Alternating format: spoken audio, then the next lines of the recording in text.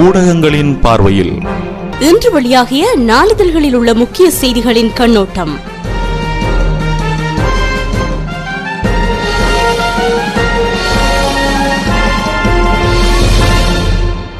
இலங்கை, India, Singapore, Malaysia, மத்திய கிழக்கு நாடுகளைச் சேர்ந்த எமது இஸ்லாமிய நேயர்களுக்கும் உலகெங்கும் பறந்து வாழும் இஸ்லாமியர்களுக்கும் புனித நோன்பு பெருநாள் நல்வாழ்த்துக்களை தெரிவித்துக் கொண்டு இன்றைய ஊடகங்களின் பார்வை நிகழ்ச்சியை ஆரம்பிக்கிறோம். இன்று ஆகஸ்ட் மாதம் 20 திங்கட்கிழமை. நேற்றைய தினம் இலங்கை, இந்தியா, சிங்கப்பூர், மலேசியா நாடுகளில் நோன்பு பெருநாள் இஸ்லாமியர்களினால் கொண்டாடப்பட்டது. இன்றைய தினம் நாம் தென்னிலங்கையிலிருந்து வெளிவந்துள்ள வீரகேசரி பத்திரிகை முதலாவது பார்க்கலாம். அதன் இன்றைய பிரதான தலைப்புச் செய்தி: தமிழ் மக்களுக்கு நியாயமான அரசியல் தீர்வா அல்லது போர்க்குற்றங்களுக்கு பதிலளிக்கும் நிலையா? அரசாங்கமே பதிலளிக்க வேண்டும் என்கிறார் கூட்டமைப்பின் தலைவர் சம்பந்தன் என்ற பிரதான தலைப்புடன் இன்றைய வீரகேசரி வெளிவந்துள்ளது. போர்க்குற்றங்களுக்கு பதில் சொல்ல வேண்டிய நிலைமையை ஏற்படுத்த போகின்றீர்களா அல்லது தமிழ் மக்களுக்கு ஒரு நியாயமான அரசியல் தீர்வை கொடுத்து அதன் மூலமாக ஏற்படுகின்ற நல்லிணக்கம், புரிந்துணர்வு மூலமாக நாட்டில் சமத்துவத்தையும் சமாதானத்தையும் ஏற்படுத்த போகின்றீர்களா என்பதற்கு அரசாங்கமே பதிலளிக்க வேண்டும் என தமிழ் தேசிய கூட்டமைப்பின் தலைவரும் சிரேஷ்ட நாடாளுமன்ற உறுப்பினருமான ஈரா சம்பந்தன் தெரிவித்தார். மட்டக்களப்பு குக்கட்டிச்சோலையில் இடம்பெற்ற தேர்தல் பிரசார கூட்டத்தில் கலந்து கொண்டு உரையாற்றும் போதே அவர் இதனை தெரிவித்துள்ளார். இங்கு தொடர்ந்து கருத்துரைத்த அவர், நல்லிணக்க ஆணைக்குழுவால் சமர்ப்பிக்கப்பட்ட அறிக்கையில் உள்ளடக்கப்பட்டிருக்கின்ற நல்லிணக்கத்தை ஏற்படுத்தக்கூடிய புரிந்துணர்வை ஏற்படுத்தி நாட்டில் சாந்தியையும் சமாதானத்தையும் ஏற்படுத்தக்கூடிய விடயங்கள் நிறைவேற்றப்பட வேண்டும். இராணுவமயமாக்கல் குறைக்கப்பட வேண்டும். அதிபாதுகாப்பு வலயங்கள் கலைக்கப்பட வேண்டும். மக்கள் தங்கள் சொந்த காணிகளுக்கு திரும்பி செல்ல வேண்டும். மக்களுடைய காணிகள் திரும்பி மக்களிடம் ஒப்படைக்க வேண்டும். தடுத்து வைக்கப்பட்டிருக்கும் இளைஞர்கள் சம்பந்தமாக முடிவெடுக்கப்பட வேண்டும். அவர்கள் விடுவிக்கப்பட வேண்டும். அவர்களின் குடும்பங்களுக்கு தக்க விளக்கங்கள் கொடுக்கப்பட வேண்டும். எல்லாவற்றுக்கும் மேலாக நாட்டில் சமாதானமும் சமத்துவமும் ஏற்படக்கூடிய வகையில் நல்லிணக்கமும் புரிந்துணர்வையும் ஏற்படுத்தும் வகையில் அதிகப்படியான அதிகார பகிர்வுடன் ஒரு அரசியல் தீர்வு ஏற்பட வேண்டும். இவற்றை நிறைவேற்றுவது சம்பந்தமாக அரசாங்கம் ஒரு செயற்திட்டத்தை சமர்ப்பிக்க வேண்டும். அதை பகிரங்கப்படுத்த வேண்டும். அதை அமுல்படுத்த வேண்டும். அதை அமுல்படுத்துவது சம்பந்தமாக ஐக்கிய நாடுகள் மனித உரிமைகள் சபை ஆணையாளர் அரசாங்கத்திற்கு உதவலாம், ஆலோசனைகளை வழங்கலாம். இது சம்பந்தமாக 2013 ஆண்டு பங்குனி மாதம் நடைபெற உள்ள ஐநா மனித உரிமைகள் பேரவையின் கூட்டத்தின் போது ஆணையாளர் ஒரு அறிக்கை சமர்ப்பிக்க வேண்டும். இந்த கர்மங்களை சர்வதேசத்தின் மேற்பார்வையின் கீழ் நிறைவேற்ற வேண்டிய ஒரு கட்டாய கடமை, விலத்த முடியாத ஒரு பொறுப்பு அரசாங்கத்திற்கு இருக்கிறது என தமிழ் தேசிய கூட்டமைப்பின் தலைவர் ஈரா சம்பந்தன் தெரிவித்ததாக அந்த பிரதான செய்தி நீண்டு செல்கிறது. இதனை தவிர ராமகிருஷ்ண டெரஸ் சடலங்கள் மீட்பு திட்டமிட்ட கொலையா என சந்தேகம், மகனை தேடி வலைவீச்சு என்ற தலைப்பில் இன்னும் ஒரு செய்தி வெளிவந்துள்ளது. வெள்ளவத்தை ராமகிருஷ்ண டெரஸ் பகுதியில் வீடொன்றிலிருந்து மீட்கப்பட்ட 3 சடலங்கள் தொடர்பில் போலீசார் பல்வேறு கோணங்களில் விசாரணைகளை முடுக்கிவிட்டுள்ளதுடன் மகனை தேடி வலை விரித்துள்ளனர். இம்மூவரும் திட்டமிட்ட வகையில் கொலை செய்யப்பட்டிருக்கலாம் என்ற சந்தேகம் எழுந்துள்ளது. சடலத்தின் மீது பூச்சி மூட்டை வில்லைகள் உடைந்து தூவப்பட்டிருப்பதுடன் வாசனை திரவியங்கள் போடப்பட்டமையே இதற்கான பிரதான காரணமாகும். இதேவேளை இன்று மேற்கொள்ளப்படும் பிரேத பரிசோதனைகளில் பெரும்பாலான விடயங்கள் வெளிச்சத்திற்கு வரலாம் என எதிர்பார்க்கப்படுகிறது. குறித்த வீட்டில் துர்நாற்றம் வீசுவதாக வெள்ளவத்தை போலீசாருக்கு கிடைக்கப்பெற்ற தகவலின் பிரகாரம் நேற்று முன்தினம் இந்த 3 சடலங்களும் மீட்கப்பட்டதாக அந்த செய்தியும் நீண்டு செல்கிறது. அத்துடன் டாலருக்கு அடிபணிந்து மனித உரிமை குறித்து யாரும் கூறுகின்ற கதைகளை கேட்க வேண்டாம், ஜனாதிபதி தெரிவிப்பு என்ற தலைப்பில் இன்னும் ஒரு செய்தி வெளிவந்துள்ளது. அபிவிருத்தி திட்டங்களை நாம் கிராமத்துக்கு எடுத்து சென்று கொண்டிருக்கிறோம். அங்கும் மக்களின் ஆதரவு எமக்கு கிடைக்கும் என்ற நம்பிக்கை இருக்கிறது. எனினும் உலகம் எங்களுடைய மனித உரிமை தொடர்பில் கதைக்கிறது.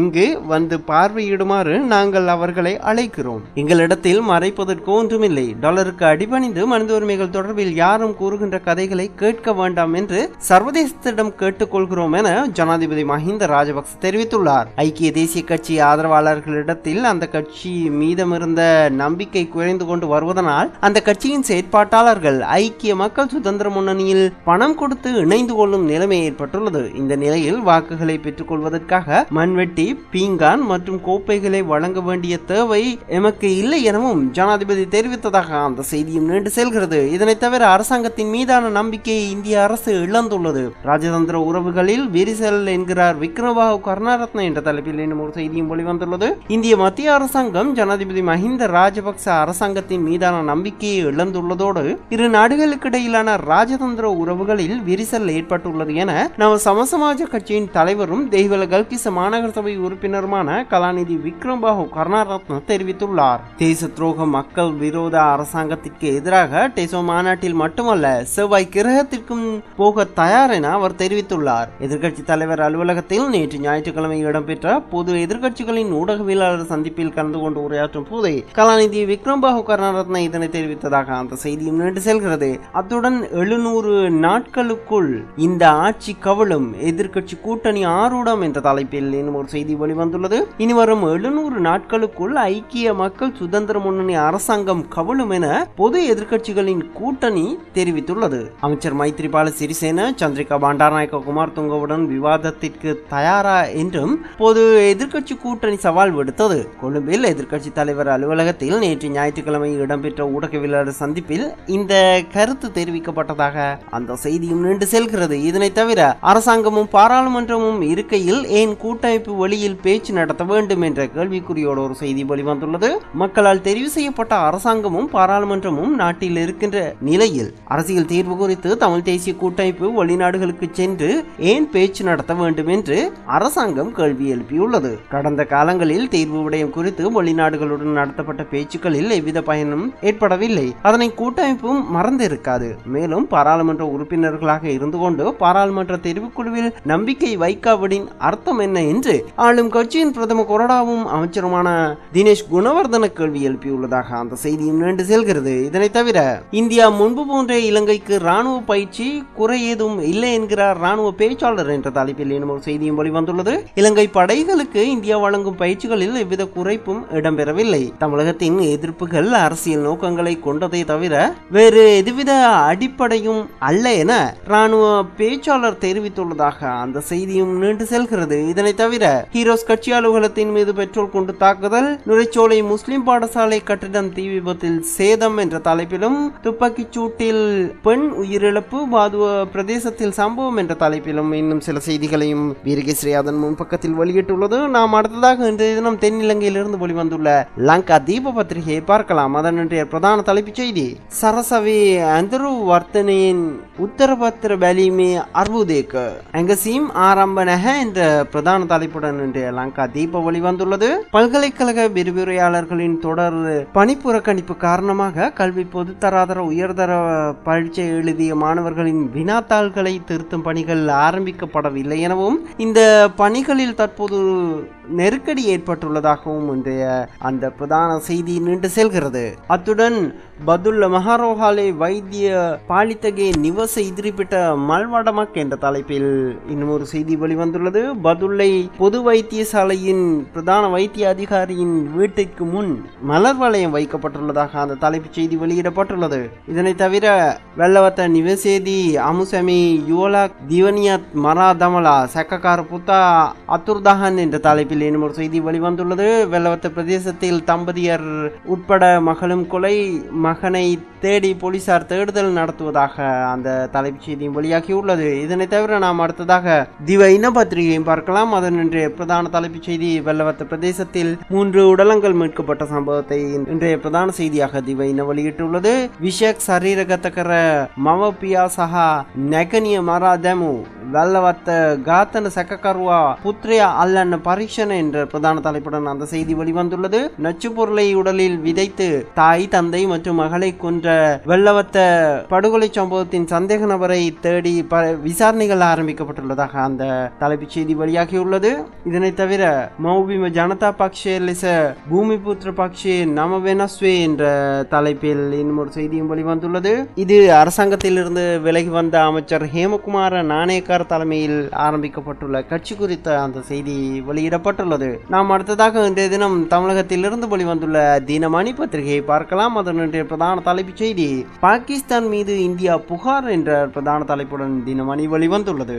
வடகிழக்கு மாநில மக்களிடையே பீதியை ஏற்படுத்தும் வகையில் SMS மற்றும் இணையதளங்கள் மூலம் வதந்திகளை பரப்பி வருவதாக பாகிஸ்தான் மீது இந்தியா புகார் தெரிவித்துள்ளது. இதை தடுக்க நடவடிக்கை எடுக்க வேண்டும் என பாகிஸ்தான் அரசிடம் மத்திய அரசு வலியுறுத்தியுள்ளது. இது தொடர்பாக தொடர்பாக மத்திய உள்துறை அமைச்சர் சுனில் குமார் ஹிண்டே பாகிஸ்தான் உள்துறை அமைச்சர் ரஹ்மான் மாலிக்குடன் ஞாயிற்றுக்கிழமை தொலைபேசியில் தொடர்பு கொண்டு பேசினார். அப்போது அசாம் வன்முறை தொடர்பான தவறான தகவல்கள் மற்றும் தெரிவுபடுத்தப்பட்ட வீடியோ காட்சிகளை பாகிஸ்தானில் இருந்து செயற்படும் இணையதளங்கள் பரப்பி வருவது கவலை அளிப்பதாக உள்ளது என புகார் தெரிவிக்கப்பட்டது. விஷமிகளின் இத்தகைய செயல்கள் காரணமாக இந்தியாவின் பிற மாநிலங்களில் வசிக்கும் வடகிழக்கு மாநிலத்தவர் பீதி அடைந்துள்ளதாகவும் இதுபோன்ற செயல்களில் ஈடுபடுவோர் மீது கடும் நடவடிக்கை எடுக்க வேண்டும் எனவும் இந்தியா வலியுறுத்தியுள்ளதாக அந்த பிரதான செய்தி நீண்டு செல்கிறது. இதனை தவிர அசாம் கலவரம் வெளிநாட்டவருக்கு தொடர்பா என்ற கேள்விக்குறியோடு ஒரு செய்தி வெளிவந்துள்ளது. அசாம் மாநிலத்தில் நடந்த கலவரத்திற்கும் வெளிநாட்டவருக்கும் ஏதேனும் தொடர்பு உள்ளதா என கண்டறிய விசாரணைக்கு உத்தரவிட்டுள்ளதாக முதல்வர் தருண் கோகாய் தெரிவித்துள்ளார். இது போடா பழங்குடியின மக்களுக்கும் சிறுபான்மையினருக்கும் இடையிலான மோதல் கிடையாது, இதற்கு வெளிநாட்டவர் தான் காரணம் என்று முதலில் இருந்தே கூறி வருகிறேன். பாகிஸ்தான் நாட்டு விசமிகள் இணையதளம் மூலம் வதந்திகளை பரப்புகின்றனர் என்று மத்திய உள்துறை அமைச்சகம் சனிக்கிழமை தெரிவித்துள்ளது. இதன் மூலம் அசாம் கலவரத்துக்கு வெளிநாட்டவர் காரணமாக இருக்கலாம் என தெரிகிறது. இது குறித்து விசாரணைகளுக்கு உத்தரவிட்டுள்ளதாக கோகாய் தெரிவித்துள்ளதாக அந்த செய்தி நீண்டு செல்கிறது. இதனை தவிர நாம் இன்றைய தினம் வெளிவந்துள்ள தினமலர் பத்திரிகையை எடுத்துக்கொள்ளலாம். அதனுடைய பிரதான தலைப்புச் செய்தி: கூடாங்குளத்தில் உற்பத்தியாகும் மின்சாரம் முழுவதும் வேண்டும் வலியுறுத்தி பிரதமருக்கு முதல்வர் ஜெயலலிதா கடிதம் என்ற பிரதான தலைப்புடன் தினமலர் வெளிவந்துள்ளது. கூடாங்குளம் அணுமின் நிலையத்தில் உற்பத்தி செய்யப்படும் மின்சாரம் முழுவதையும் தமிழகத்திற்கே ஒதுக்க வேண்டும் என்று பிரதமர் மன்மோகன் சிங்கிற்கு முதல்வர் ஜெயலலிதா மீண்டும் கடிதம் எழுதியுள்ளார். முதல்வரின் இந்த கோரிக்கை ஏற்கப்படுமானால் மின் பற்றாக்குறையில் தவிக்கும் தமிழகத்திற்கு ஓரளவு விடிவு ஏற்பட வாய்ப்பு ஏற்படும். இந்திய ரஷ்ய கூட்டு ஒப்பந்தத்தில் திருநெல்வேலி மாவட்டம் கூடாங்குளத்தில் 1000 மெகாவாட் மின் உற்பத்தி திறன் கொண்ட 2 அணுமின் உலைகளின் கட்டுமான பணிகள் நிறைவடைந்துள்ளன. இதில் முதலாவது அணு உலையில் மின் உற்பத்திக்கான அனைத்து முதற்கட்ட பணிகளும் முடிவடைந்துள்ளன. இந்த நிலையில் கூடாங்குளத்தில் உற்பத்தியாகும் மின்சாரம் முழுவதையும் தமிழகத்திற்கு வழங்க வேண்டும் என தமிழக முதலமைச்சர் ஜெயலலிதா இந்திய பிரதமர் மன்மோகன் சிங்கிடம் கோரிக்கை விடுத்துள்ளதாக அந்த செய்தி நீண்டு செல்கிறது. அந்த செய்தியோடு இன்றைய ஊடகங்களின் பார்வை நிகழ்ச்சி நிறைவுக்கு வருகிறது. மீண்டும் இதே நிகழ்ச்சியில் நாளை உங்களை சந்திக்கும் வரை உங்களிடமிருந்து விடைபெறும் நான் விஏகே. வணக்கம் நேயர்களே.